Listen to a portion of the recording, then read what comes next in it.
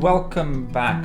So this week I'm a little bit late with the recap video, and there's two reasons for that. So one is that we had this paper come out, and I'm just going to show you very quickly in Cell about discovering antimicrobial peptides in the global microbiome. It's really nice. We had a bit of buzz around that, so that was a kind of a bit of a distraction from Sardine. But the other reason, I'm going to get to that Why? So let's go ahead and get started. And halfway through, it will become apparent, or towards the end, it will become apparent what happened and why this week was a little bit late. So this is what we had. Maybe at the end. So we're doing a recap of a recap. I don't want to give away the ending. So this is what we had before. So right, we had seen that. So here in green, the completeness by CheckM2 goes down as the number of mutations goes up. Maybe there's a little bit of a plateau there at the beginning. So if we zoom in, there a plateau at the beginning when the number of mutations, but then it quickly goes down and it quickly crosses this 90% threshold. The average gene size starts to go down immediately as well. And so this was somewhat validation for the purpose of this project, which is to look at whether just including a relatively small number of mutations into especially indels into the genome would increase the number of errors, or the number of false genes or apparent false genes. We've been struggling with nomenclature a little bit.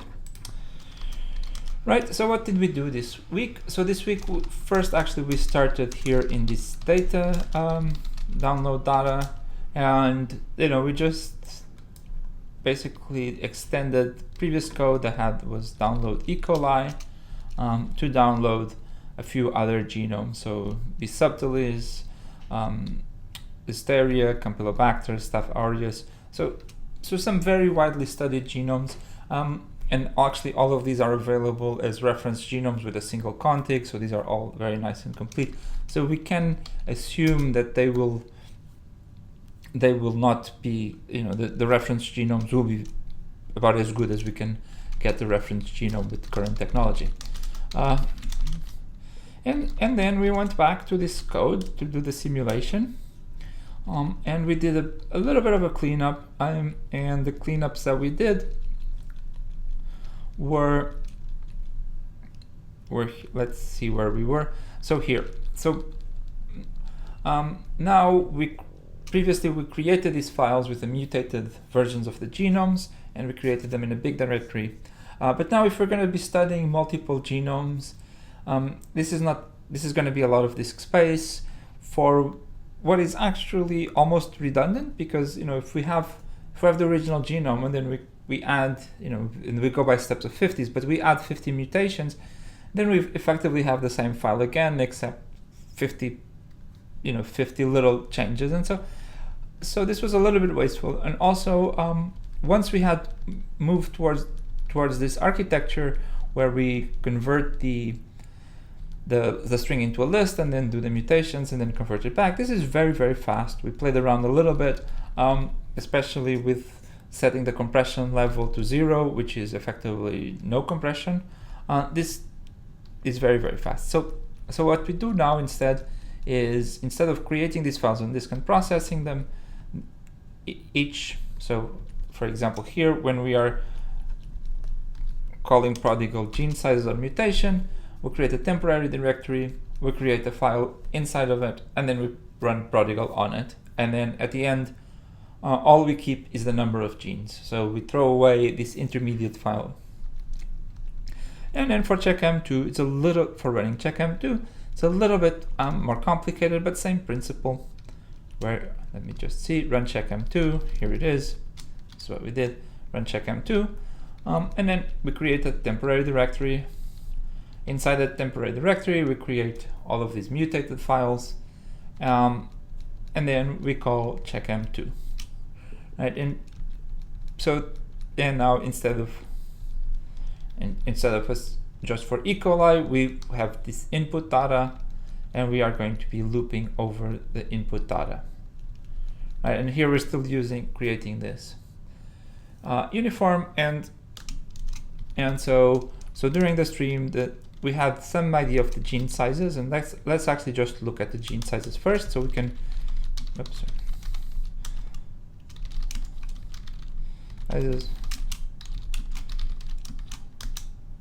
so we can. So here I'm using JugShell. I can load them, and so equal 12. So I can. No, this is. And we can see, for example, that this is the first element, so with 0 mutation, so this is the original, and we could see that, yes, E. coli K12, this is what we had before, 942 nucleotides as the average gene size. So here we're saying genes, but we really mean protein coding genes, but for simplicity, I'll be using the word gene. And Bacillus subtilis is a little bit shorter, so every one of these is around 900, but there is variation. So if we now plot, however, if we plot them as they,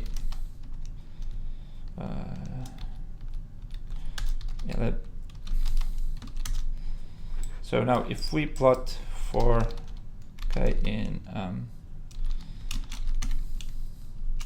let's do it like this. So if we plot the different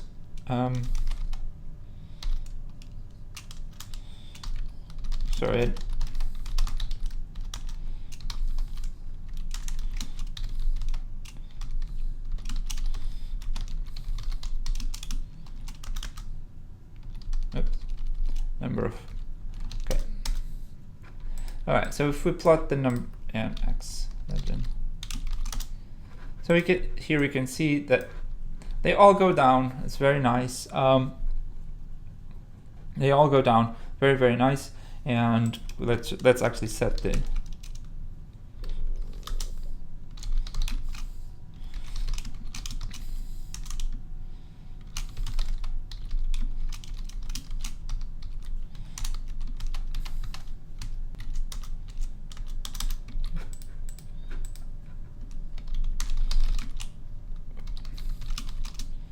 length of genes.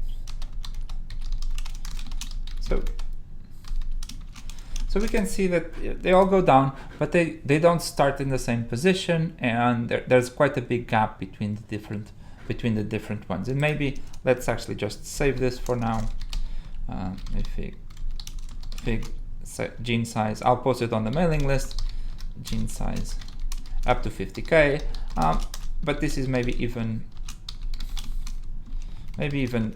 more. So if we just zoom in at the very beginning, or let's look until, oops, sorry, I meant to type a 5 there. We can see that that they all have the same pattern, but we could easily, you could easily be confused if we were setting a threshold and say, oh look, they all have to have at least 800. For E. coli, we would tolerate a lot more mutations. So this is exactly as we expected. Everything was going okay.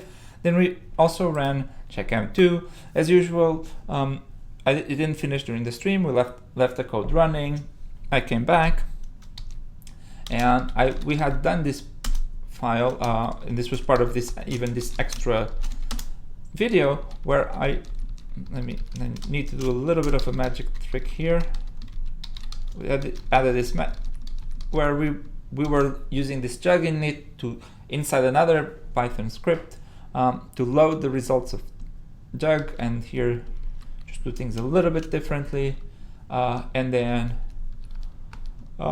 this was what we had. And so I just wanted to first check that, before we were running only for E. coli. So now if we load E. coli, the results should look exactly as before, right?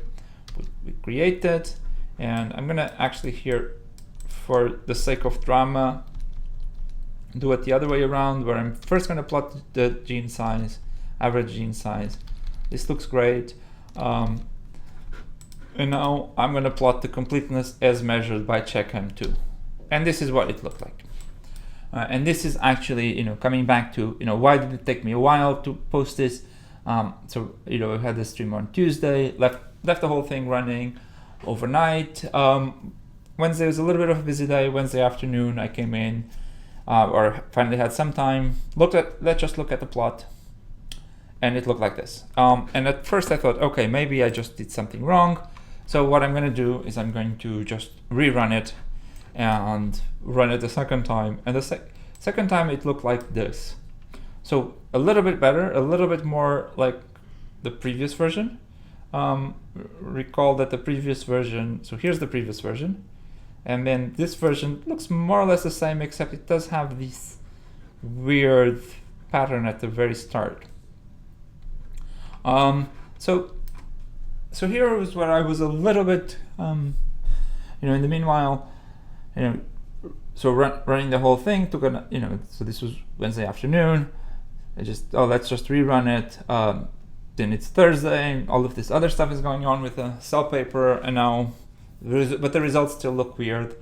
And it took me a little while to realize that, if we're doing extremely open science, I should also film when the results look really weird. I'll put these back. So this is first of all, this is supposedly running the same code 2 times. So it could be that there's some reason why sometimes it works, sometimes it doesn't. It's actually a little bit worrying. Maybe also this, which I had noticed, this sort of at the very end, is a little bit is also one of these artifacts. So what's going on here? I have absolutely no clue. As I said, if we are going to be doing this extremely open, I'm going to be showing you this, and then next week on stream I'll probably try to debug this. So frankly, if I had to guess, this is probably a bug in my code. There's some misconfiguration with the files and the IDs and etc. So let's just double check that one last time. Let's just see what's going on. There is the possibility that this is an issue with checkm2. We found a bug in that tool. We've maybe pushing it a little bit to its limits, giving it 1,000 genomes like they're almost identical. Maybe we're making a mistake with giving it things with the same names. I don't know. Anyway, so this was a little bit why yesterday I had these. I even had them on Wednesday, but I somehow still had this impulse of, let me fix this so I can show something nice on stream. But I think the spirit of extremely open science is to also show the not so nice things on stream, or at least in these recap videos where we can see that this is obviously some artifact. There's obviously some missorted thing going on here. Let me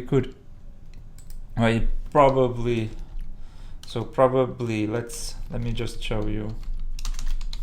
I'm gonna clear this and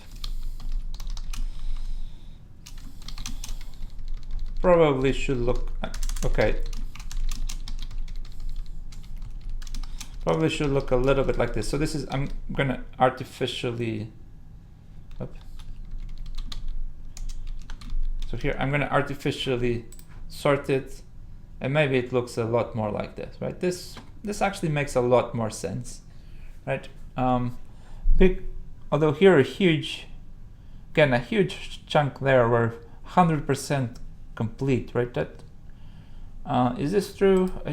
I mean, all of this seems